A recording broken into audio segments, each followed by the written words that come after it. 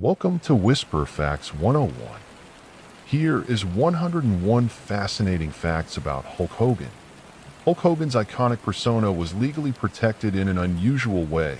In 1984, Marvel Comics and Titan Sports, the parent company of WWE, entered a two-decade licensing deal covering the name Hulk Hogan, the nicknames Hulkster and Hulkamania, and other trademarks.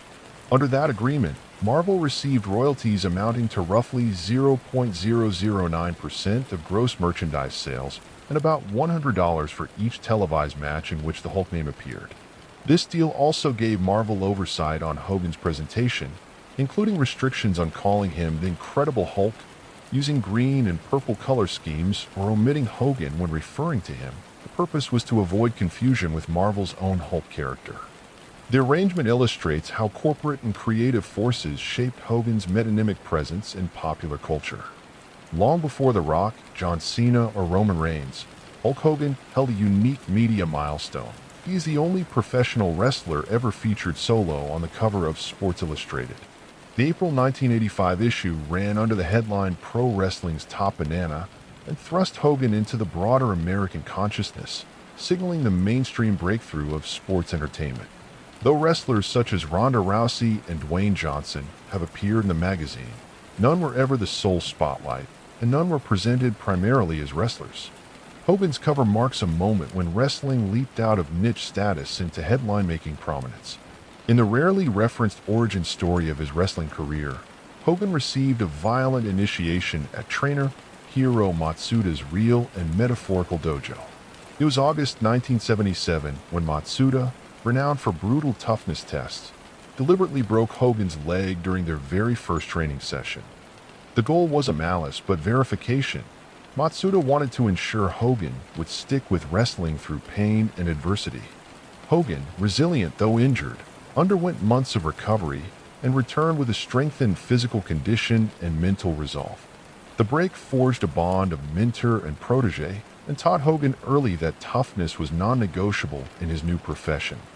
While many associate Hulk Hogan with weightlifting, football, and wrestling, his childhood sporting life also included competitive bowling. Growing up in Tampa during the 1960s, Hogan didn't just bowl for fun, he excelled, winning the Junior City Doubles Bowling Championship in 1966 alongside teammate Vic Pettit. In a city dominated by youth baseball, Hogan's success in bowling stood out as a quirky footnote. His athletic interests were eclectic, and bowling's discipline and precision complemented his other sports, planting seeds of competitive spirit that would surface later in his baseball and theatrical pursuits. Before stepping under the wrestling lights, Hogan was a serious musician. Starting guitar in junior high school, he became a proficient fretless bass guitarist and performed professionally for nearly a decade in Florida area rock bands such as Ruckus. His musical journey included regional gigs, studio rehearsals, and local fan bases. Hogan credits these early backstage experiences, becoming comfortable with performance, timing, and audience response as invaluable when transitioning into sports entertainment. It was thanks to a performance that wrestling bookers like the Briscoe brothers first noticed his charismatic stage presence. Baseball was Hogan's very first passion.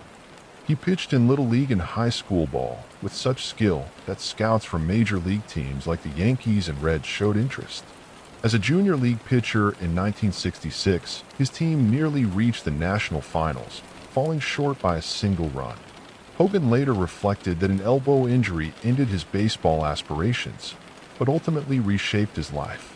He famously remarked that losing baseball was the best thing ever because it accidentally redirected his ambitions into music and wrestling, ultimately paving the way for Hulkamania.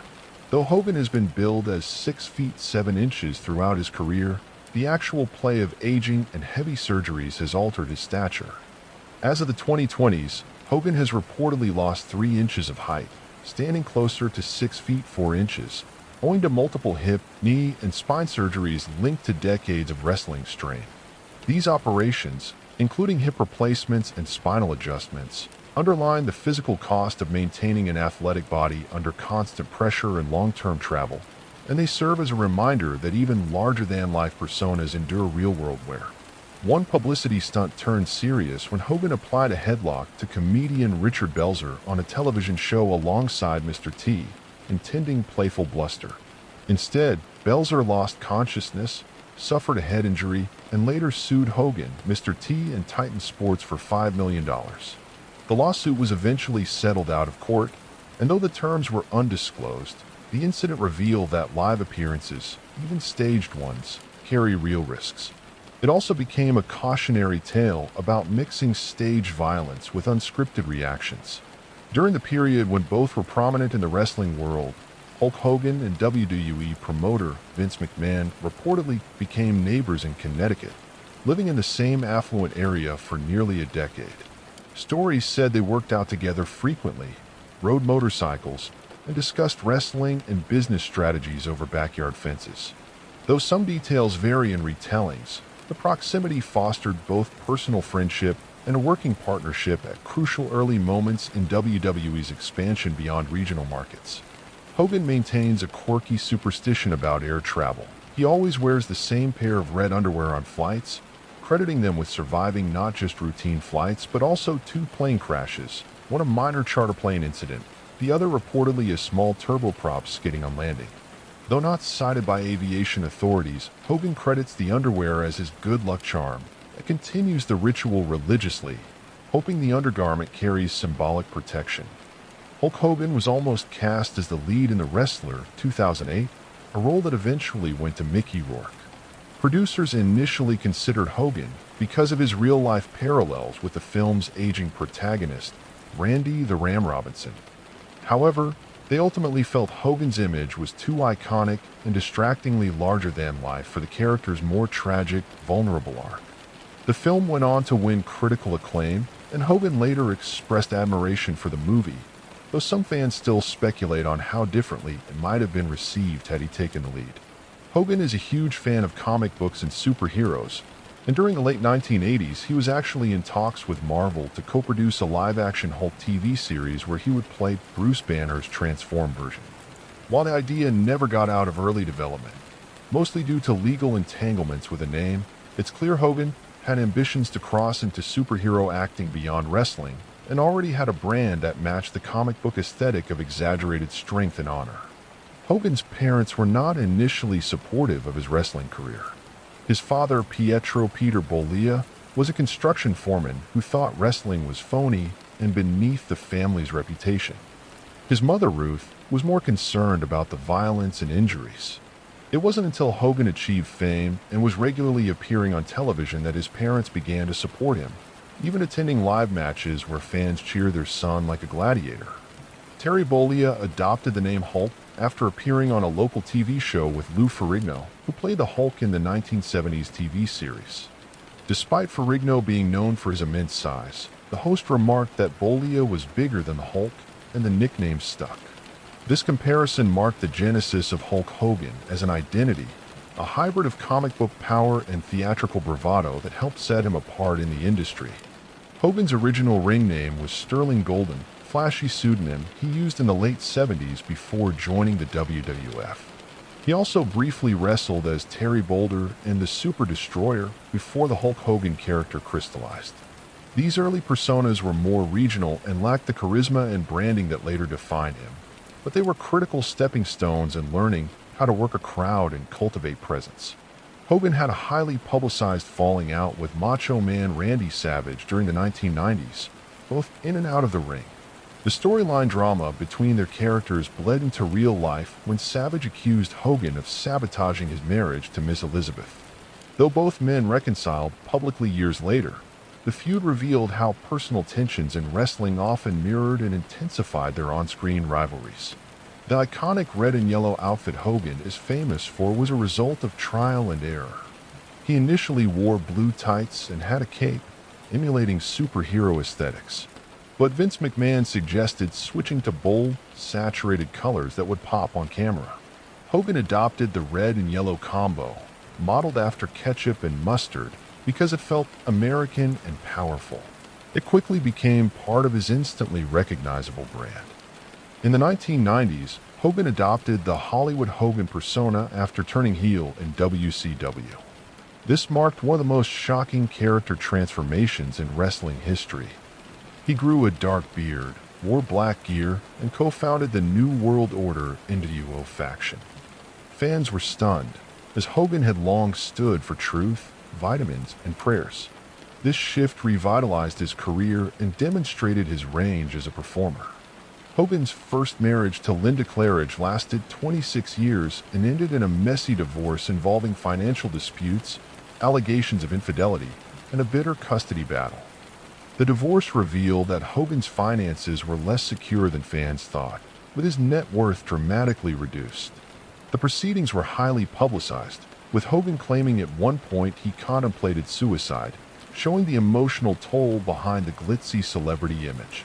He once wrestled over 400 days in a year, which sounds mathematically impossible, but due to international time zones and back-to-back matches, Hogan's travel and performance schedule actually exceeded 400 matches in 365 calendar days during the 1980s. This kind of workload is almost unheard of today, and it demonstrates the unbelievable physical demands placed on him during wrestling's peak popularity era. Hogan's signature theme song, Real American, wasn't originally intended for him. It was first composed for the tag team US Express, Barry Windham and Mike Rotunda, but after they left the WWF, the song was reassigned to Hogan.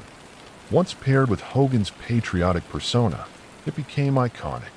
Today, Real American is arguably the most recognizable entrance theme in wrestling history and still evokes nostalgia decades later. Hulk Hogan is a licensed private pilot. In the 1990s, he took flying lessons and earned his certification to fly small planes. Though he doesn't fly regularly anymore, he's maintained a strong interest in aviation and even considered investing in a private air fleet for cross-country appearances. Hogan once said that flying solo gave him a sense of freedom that was rare in his busy life. He once turned down a deal to endorse George Foreman grills, allegedly because he didn't answer the phone when the endorsement agent called. The story goes that the next pitch went to George Foreman, who made over $200 million from the grill line. Hogan later partnered with a similar product, the Hulk Hogan Ultimate Grill, but it never reached the same level of success. Hogan had a cameo in the 1992 film Gremlins 2: The New Batch, where he breaks the fourth wall and threatens the gremlins from inside a movie theater. This appearance wasn't just comedic, it was also part of a broader WWE effort to integrate wrestling stars into Hollywood properties. Hogan's unique ability to straddle wrestling and film helped expand wrestling's cultural footprint into cinema and television. In 2005, Hulk Hogan was inducted into the WWE Hall of Fame by none other than actor and fellow wrestling fan Sylvester Stallone. Stallone, who co-starred with Hogan in Rocky III, credited Hogan for bringing mainstream recognition to professional wrestling. The event was emotional, as Hogan gave a heartfelt speech acknowledging the fans, his family, and Vince McMahon for building wrestling into an empire.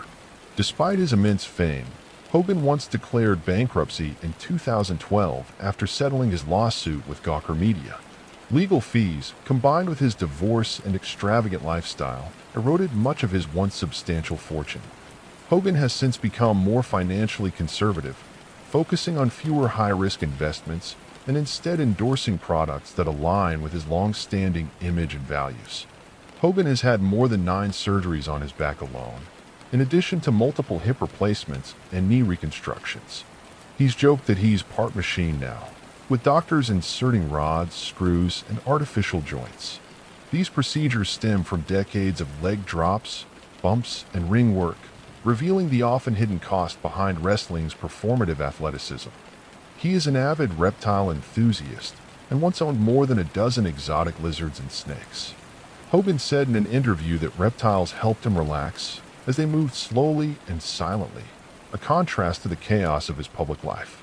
He even built custom enclosures for his reptiles at home and worked with local zoos for species education. In 1994, Hogan starred in the TV series Thunder in Paradise, where he played a former Navy SEAL traveling the world in a high-tech boat fighting crime. Though the show only lasted 1 season, it was syndicated worldwide and became a cult favorite. The series combined action, sci-fi, and comedy, elements that Hogan embraced throughout his on-screen career outside wrestling.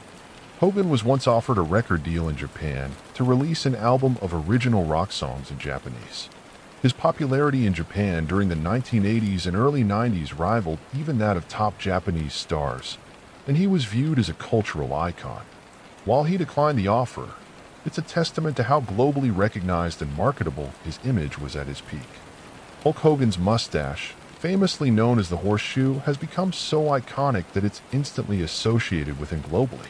Interestingly, he once shaved it off in the early 2000s for a film role, and the reaction was so negative from fans and promoters alike that he quickly grew it back. Hogan has since said the mustache is like part of the uniform, admitting it became an inseparable part of his brand identity.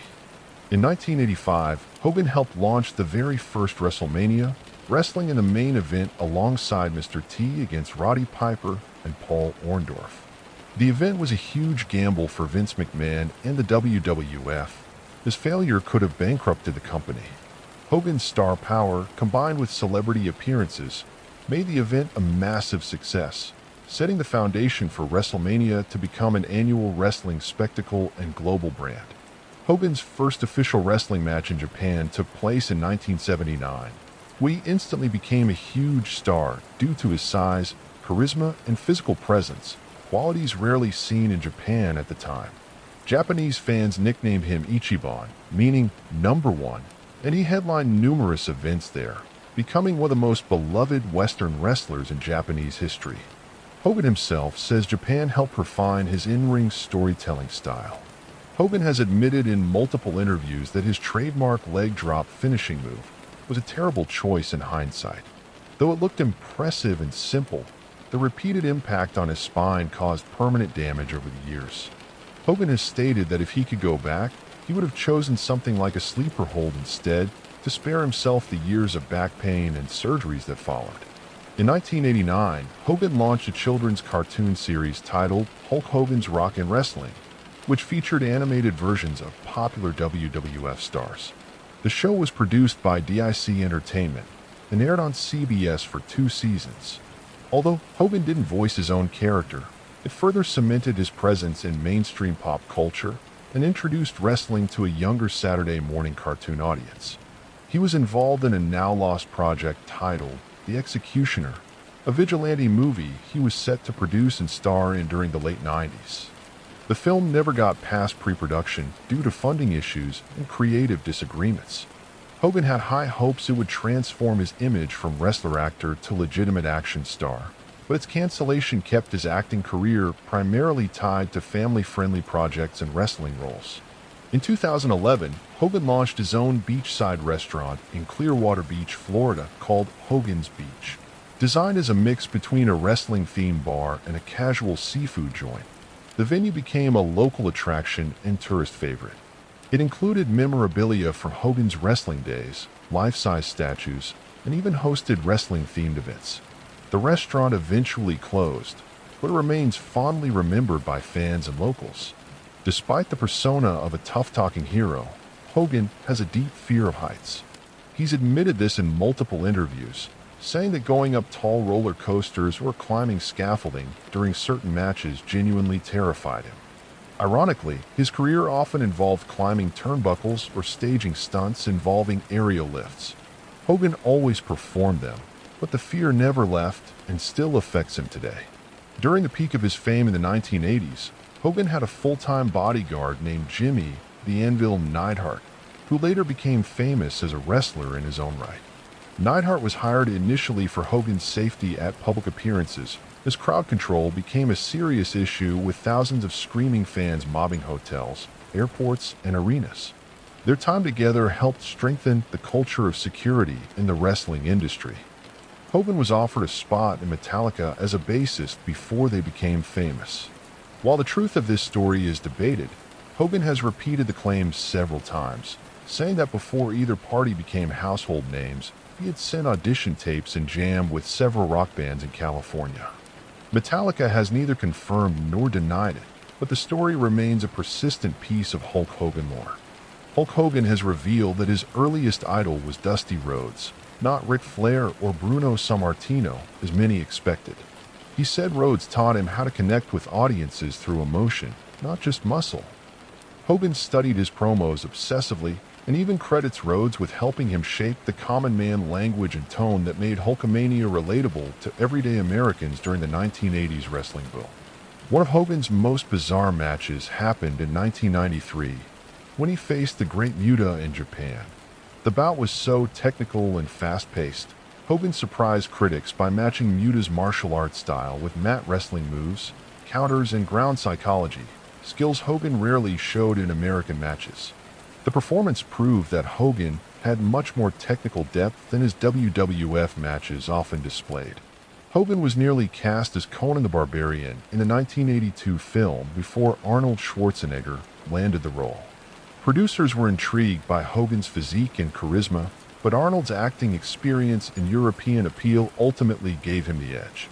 Hogan said he wasn't disappointed, calling Arnold a legend and later collaborating with him on various promotional projects. Had Hogan landed Conan, his movie career may have taken a very different turn. Hogan once appeared on the A-Team as himself in a 1985 episode called Body Slam. His appearance helped bridge the gap between wrestling fans and television audiences. It wasn't just a gimmick. NBC promoted the crossover heavily to capitalize on Hogan's meteoric rise and wrestling's growing popularity. The episode drew huge ratings and helped solidify Hogan's mainstream celebrity status outside the wrestling bubble. Hulk Hogan's autobiography, My Life Outside the Ring, published in 2009, goes beyond wrestling and explores the darker sides of his life, including depression, divorce, family breakdowns, and thoughts of suicide. Hogan revealed that during his lowest point, it was a phone call from fellow wrestler Layla Ali, daughter of Muhammad Ali, that kept him from taking his own life. The book was praised for its honesty and vulnerability. Hogan once had a custom-built Mercedes-Benz limousine with tanning lights inside. Built during his Hollywood Hogan WCW run, the limo included a fridge, flat-screen TV, mini gym equipment, and sun lamps designed to keep his skin bronzed between shows. The vehicle cost more than $100,000 at the time and was one of the most extravagant symbols of Hogan's lifestyle during his late 90s peak. He refused to lose cleanly to Bret Hart in 1993, causing major backstage tensions. Hogan had briefly regained the WWF Championship after WrestleMania 9, but dropped the title to Yokozuna instead of Hart, despite being advertised for a face-versus-face match. Fans and wrestling historians view this as one of the more politically motivated booking decisions in Hogan's career and a missed opportunity for a generational passing of the torch. Hogan has acted in more than 15 feature films, including Suburban Commando, Mr. Nanny, Santa with Muscles, and No Holds Barred. While many of these movies were critically panned, they helped cement Hogan's presence in family entertainment.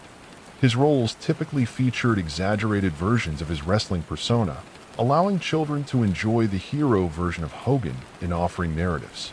He is deeply religious and has spoken publicly about his born-again Christian faith. After his divorce and legal battles, Hogan began reading the Bible daily and attending church more regularly. He credits his spiritual awakening for helping him stay grounded and fight off depression. Hogan often includes Christian references in interviews and says he believes his purpose is to inspire others through strength and forgiveness. Hogan was inducted into the Boys and Girls Clubs of America Alumni Hall of Fame in recognition of his philanthropic work. He has contributed to youth charities, hosted numerous events for underprivileged children, and visited children's hospitals dressed in full wrestling gear. Though his controversies are widely known, this recognition highlights a lesser-discussed aspect of his life, his consistent effort to give back to the community. Hulk Hogan was once in serious talks with WWE to become a backstage producer in the mid-2010s, helping to mentor young talent on promo work, crowd psychology, and timing. While the role never became permanent due to controversies and branding concerns, Hogan did make sporadic returns to offer advice to top stars like Roman Reigns and Seth Rollins. WWE executives respected his insights, even if public relations prevented a larger role. In 2007, Hogan starred in a reality TV series titled Hogan Knows Best, which aired on VH1 and followed his family life in a format similar to The Osbournes. The show ran for 4 seasons and became a surprising hit, introducing viewers to his daughter Brooke's music career and son Nick's car racing dreams. Despite its family-friendly tone, real-life drama eventually led to its cancellation after several scandals. Hulk Hogan's real-life friendship with Sylvester Stallone began after they filmed Rocky III in 1981. Stallone personally chose Hogan for the role of Thunderlips after seeing him wrestle in Madison Square Garden. Though the wrestling scene between them looks brutal, Hogan reportedly injured multiple extras on set due to the intensity of his moves, which Stallone later laughed off as part of the film's authenticity. Hogan has been the subject of college-level cultural studies in universities exploring media, masculinity, and celebrity identity. Courses analyzing 1980s pop culture often use Hogan as a case study for American exceptionalism, branding, and commodification of athleticism. His exaggerated persona made him more than just a wrestler. He became a symbol of America's obsession with strength, simplicity, and moral clarity during the Cold War and Reagan era. Despite playing a loud, dominant alpha male on screen, Hogan has said he's a soft-spoken introvert in real life, preferring quiet nights at home over big parties. He's admitted that the persona of Hulk Hogan often exhausted him, and that after interviews or matches, he would retreat from public view for hours to reset. His ability to switch between identities became one of his most effective psychological tools. Hulk Hogan's hair loss was already progressing during his early career, but instead of trying to hide it, he embraced the receding hairline and bald top. The unusual combination of bald crown with long blonde sides became part of his brand. Fans even joked that the skullet haircut was as recognizable as his mustache or bandana. Hogan said embracing his look gave him freedom from vanity. During the peak of Hulkamania, Hogan launched a series of children's vitamins branded as Hulk Hogan's Thunder Vitamins. They were chewable, shaped like tiny wrestling figures, and advertised as essential for kids who wanted to be strong like the Hulkster. Despite being short-lived, the product represented one of the earliest crossovers of wrestling branding into the health and wellness space for children. Hogan's wrestling boots were custom-made by a single craftsman in Florida for most of his career. The boots, dyed yellow or red, were reinforced to absorb the impact of leg drops and to support his ankles, which often swelled after matches. The craftsman, who worked with many wrestlers, said Hogan's boots were the toughest to make because of his enormous calves and wide feet. Hulk Hogan was part of more Make-A-Wish Foundation visits in the 1980s and early 90s than any other wrestler. While John Cena now holds the record, Hogan's early involvement set a template for wrestlers engaging with terminally ill children. He would often surprise them in full costume, delivering inspirational messages and giving them championship belts. He later said those visits were worth more than any title. He's been a voice actor in multiple animated projects, including Robot Chicken, where he parodied himself. Hogan was praised for his self-awareness and comic timing, especially in scenes where he exaggerated his persona for laughs. He's expressed interest in doing more voiceover work because it lets him perform without the physical stress of wrestling or long days on movie sets. Hogan once appeared in a Japanese shampoo commercial during his wrestling tours in Japan. The ad, entirely in Japanese, featured him in a bathtub, flexing while talking about hair care, an ironic twist considering his hair loss. The commercial became a cult favorite online, with fans sharing it as proof of how international fame sometimes leads to the most unexpected endorsements and media moments. His autobiography revealed that he suffered from stage fright in his early days, especially during promo segments. Hogan credited Vince McMahon and Mean Gene Okerlund with helping him develop his confidence on camera. Okerlund in particular would feed Hogan's setup lines that made it easier for him to deliver iconic rants. With time, the fear faded, but it never fully left, especially before big PPV events. Hogan's favorite cheat meal is homemade lasagna, and he said he once ate an entire tray after winning the WWF title at WrestleMania V. In interviews, he described food as his comfort zone after high-stress matches. During his peak bulk years, he consumed over 5,000 calories per day, including 6 eggs every morning and protein shakes hourly. He now follows a lighter diet due to age and health. Hogan helped create the WWE Slam Cam effect during matches in the 1980s. When he would begin hulking up, WWE cameras would zoom in tightly on his face while audience sound levels were raised. This mix of visual and auditory escalation created a dramatic build-up and became a standard element of wrestling storytelling. Modern wrestlers still use this method to mirror crowd energy build-ups. Hogan was at one point offered a co-hosting role on Wheel of Fortune in the late 80s after Pat Sajak considered stepping away. While the talks never progressed far, producers believed Hogan's charisma would translate to daytime TV and bring in younger male viewers. Hogan declined, wanting to stay in wrestling and pursue more physically involved roles in entertainment.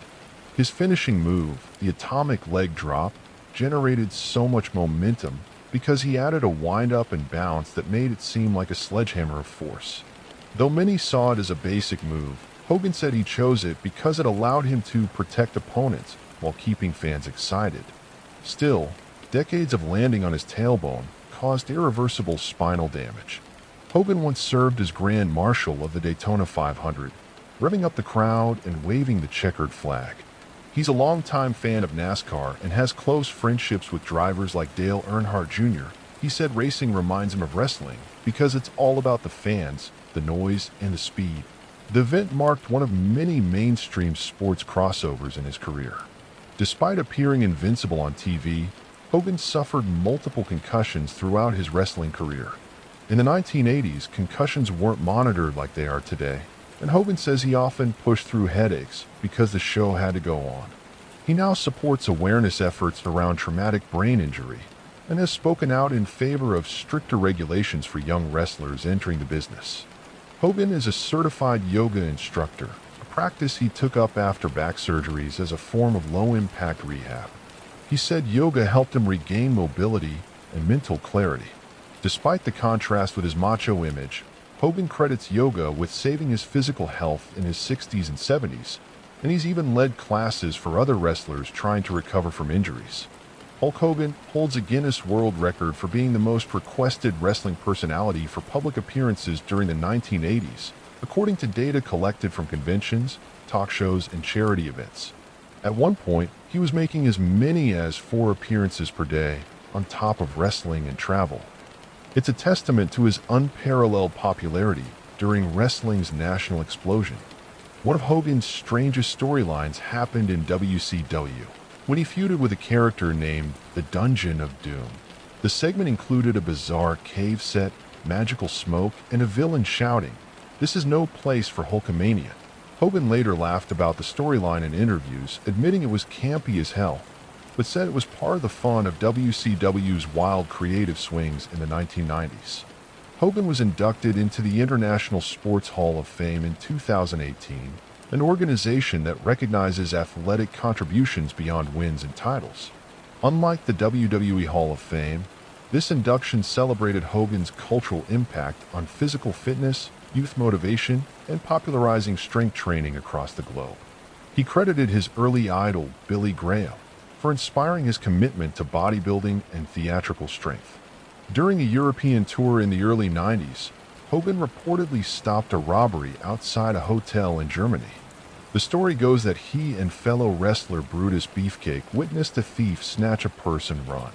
Hogan gave chase, tackled a man, and returned the bag. Though not heavily publicized at the time, it remains a favorite fan anecdote about Hogan living up to his superhero image.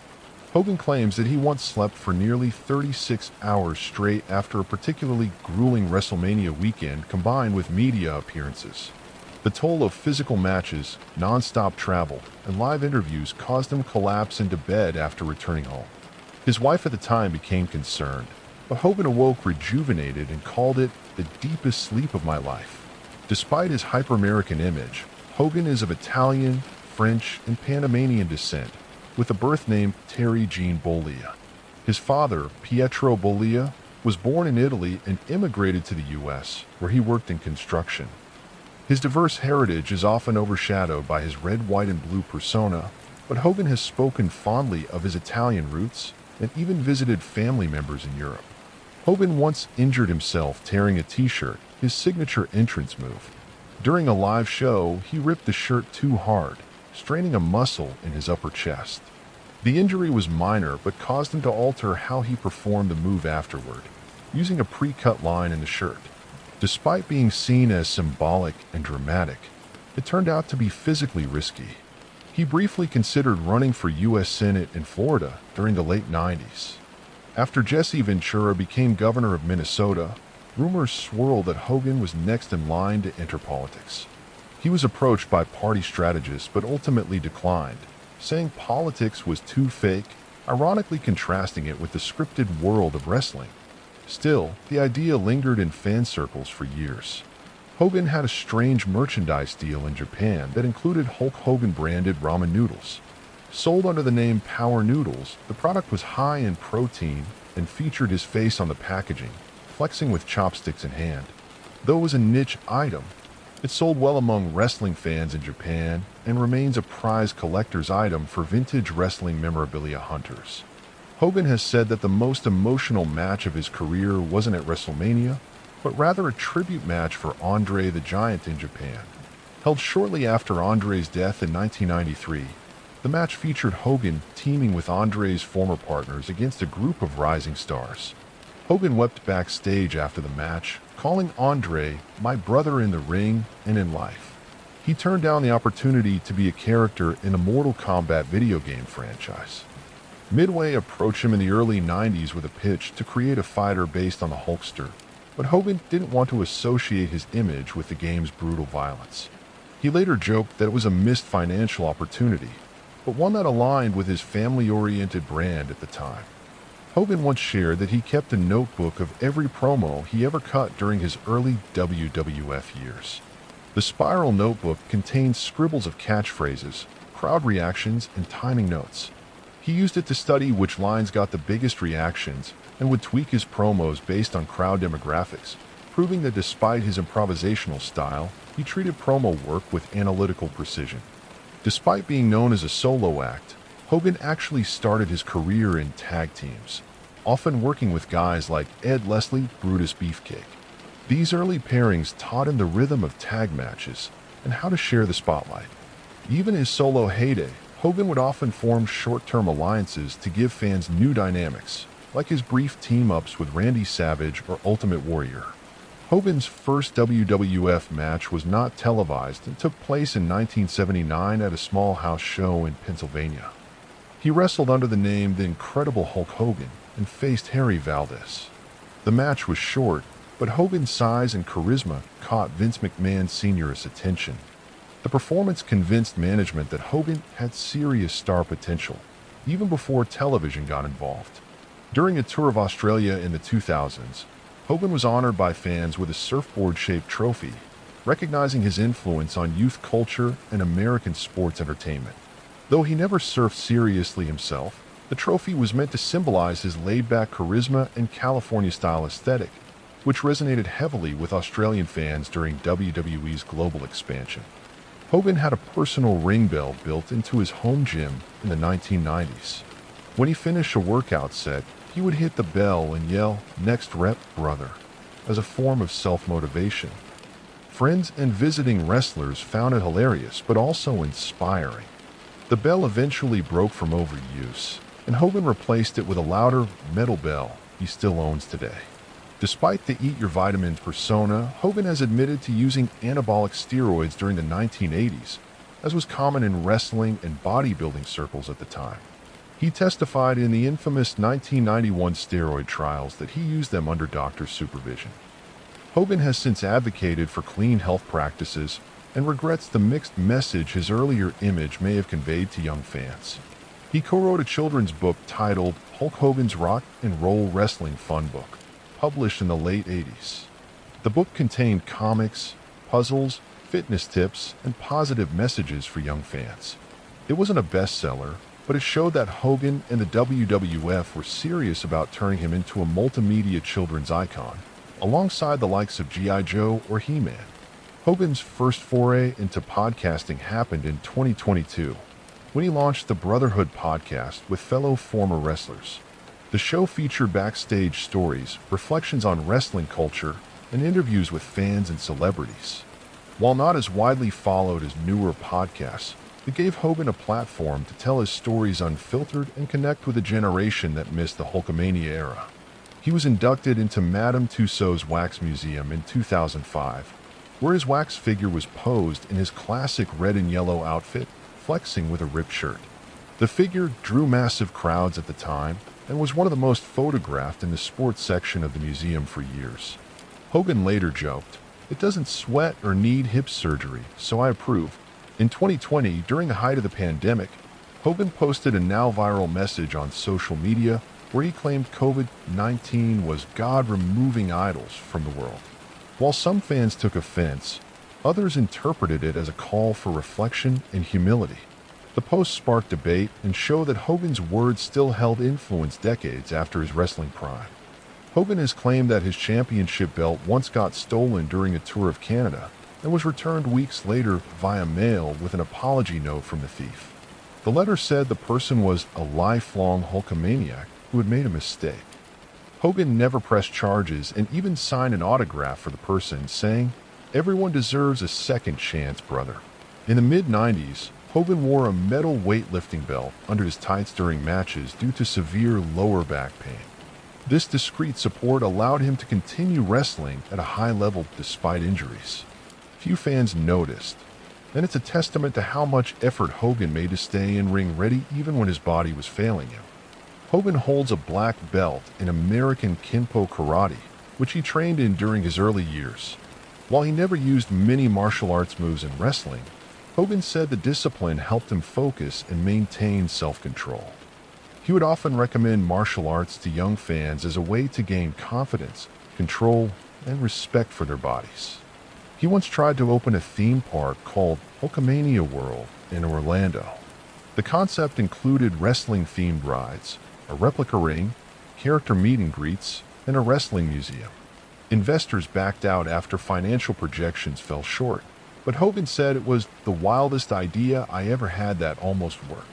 Elements of the plan inspired later WWE fan attractions. Hogan is partially deaf in one ear due to a pyrotechnic accident during a WCW entrance. A close-range explosion went off near his head, causing temporary hearing loss and ringing. Though he continued the match, he visited a specialist afterward who confirmed mild permanent damage.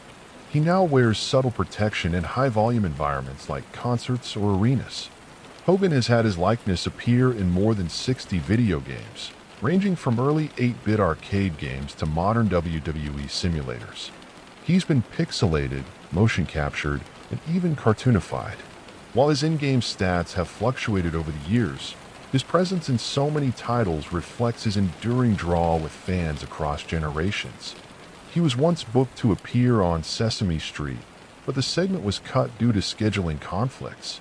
The plan was for Hogan to teach Elmo about being strong on the inside, and a preliminary script even existed. Though the episode never aired, it shows how far Hogan's appeal had spread into mainstream family programming.